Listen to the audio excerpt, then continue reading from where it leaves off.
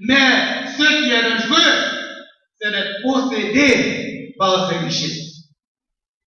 Les richesses sont en effet un don de Dieu.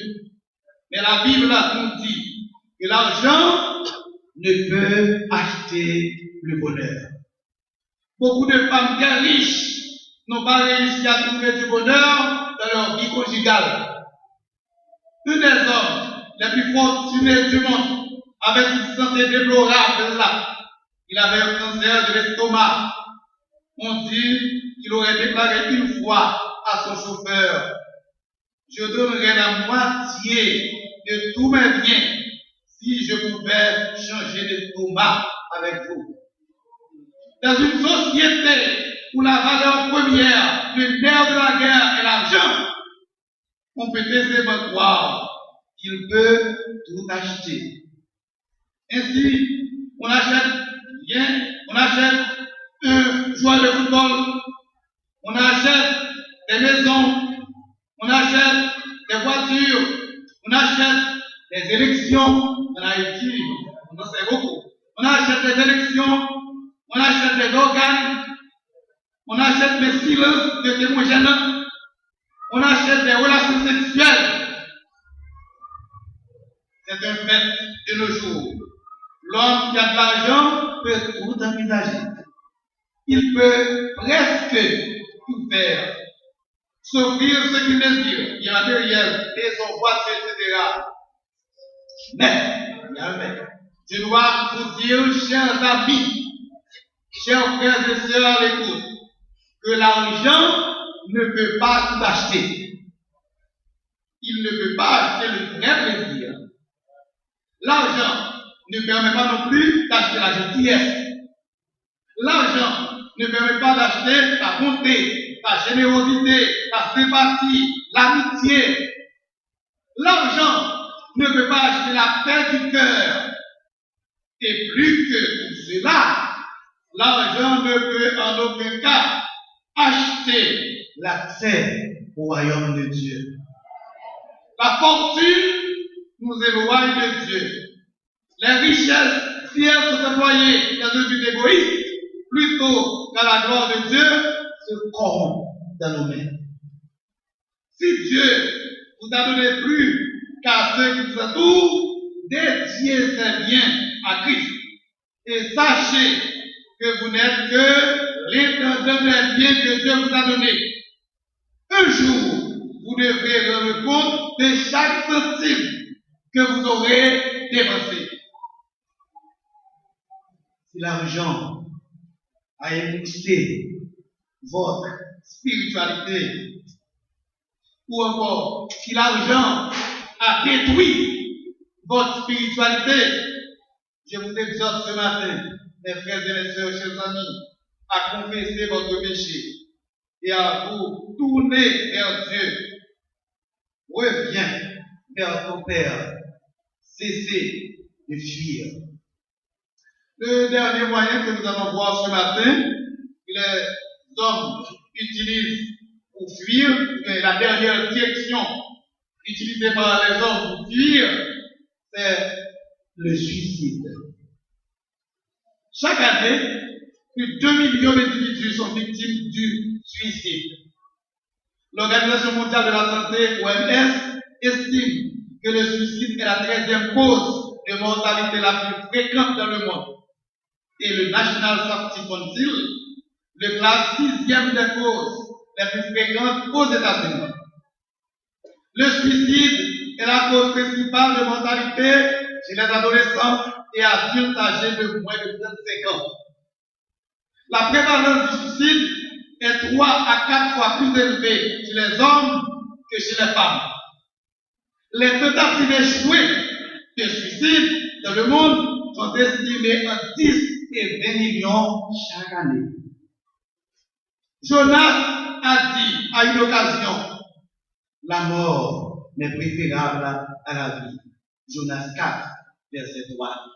Il était au bord du suicide. Chaque jour, des dizaines de personnes se donnent la mort. Mais la Bible nous dit que nous ne mettons pas un terme à tout en nous supprimant. avec un pistolet, un poisson ou une corde, vous pouvez détruire votre corps, mais votre esprit et votre âme vivra pour l'éternité. La Bible dit, s'il pénètre dans le séjour des morts, ma vie les arrachera. S'il monte aux cieux, je les en ferai descendre. Amos 9, verset 2. Plusieurs d'entre vous qui m'écoutez ce matin avaient pensé au suicide. Il vous est venu à l'idée parfois d'en finir avec la vie. Je vous avertis, il n'est pas possible de fuir de cette manière. Mais vous me direz peut-être, n'y a-t-il donc aucun moyen d'échapper aux souffrances, aux chagrins et aux malheurs de ma vie? Il est possible que vous ayez une maladie incurable. Vous avez peut-être des difficultés d'ordre matériel. Vous pouvez avoir perdu votre réputation. Il y a des milliers de problèmes qui apparemment n'ont pas de solution. Mais vous savez, j'ai une bonne nouvelle pour vous ce matin. Il y a un moyen d'échapper. Le moyen de la délivrance existe. Ce moyen est Jésus. Il est le seul qui donne paix, joie, succès, santé physique et spirituelle, et plus de tout cela, la vie éternelle.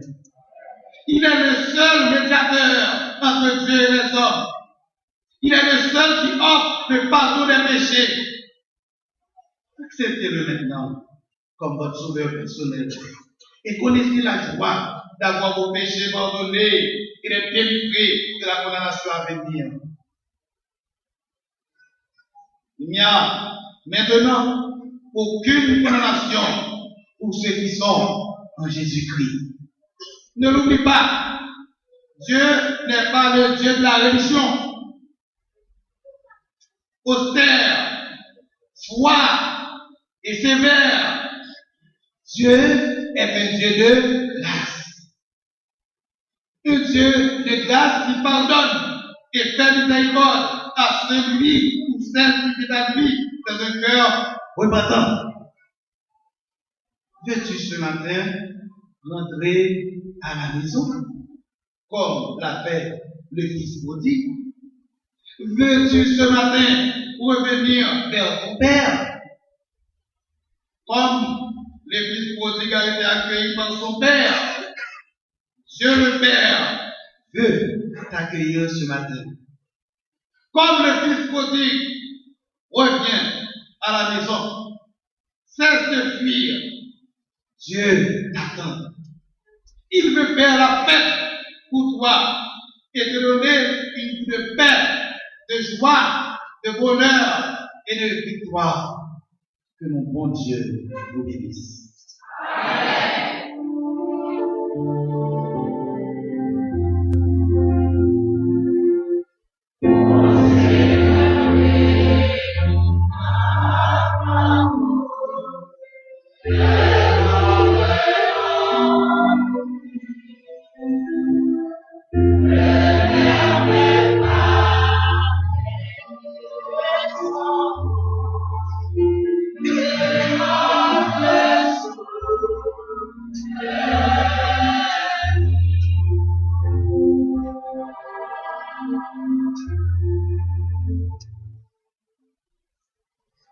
Que par le Saint-Esprit, nous gardions le bon écho de la parole entendue pour une fructification éternelle. Frères et sœurs dans la foi, nous allons chanter par rapport au message d'aujourd'hui. Quel bonheur quand les entre elles, un moment à nos labeurs. Il nous faut un moment de réflexion, comme l'a fait l'enfant prodigue.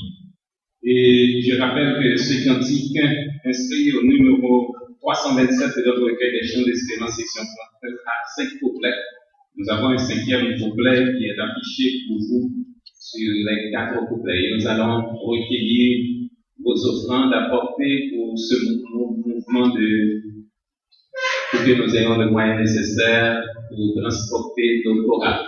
Alors, ce matin, on l'a inauguré et moi, je voulais rappeler nous que nous prenions l'autre disposition, nous avons fait le matin avec Pasteur Clavel, c'est qu'à partir de dimanche, si Dieu veut, on met tout ça, nous gagnons comme adoquin, nous pas besoin.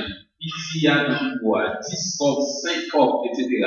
On va joindre un côté là, l'on rentrer dans votre église, on va mettre et nous avons moyen pour nous ramasser toutes ces adoquins et puis pour nous faire tourner un papier là-bas. Donc, ça veut dire qu'on a 5 copes, 10 copes, des petits adoquins petits, adoquins sales, pas besoin, etc. Nous avons besoin d'un côté dans n'importe l'église là pour nous capables de mettre pour nous, s'il vous plaît, et puis nous ramasser, nous avons besoin des moyens nécessaires. Et puis, dimanche, si tu veux, quel que soit le côté où on dégrène adoquin, on n'a pas besoin d'un caillou, on 5 copes, 10 copes, 20 copes, on etc. On met fini avec eux, mettez un côté pour nous, on avait besoin.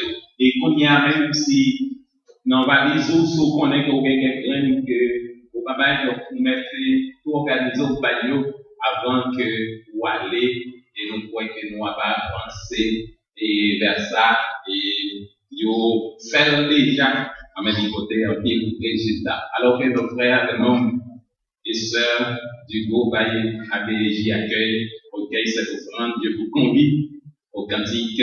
Quel bonheur en faisant rêve un moment à l'orateur, le petit Saint-Jour s'élève.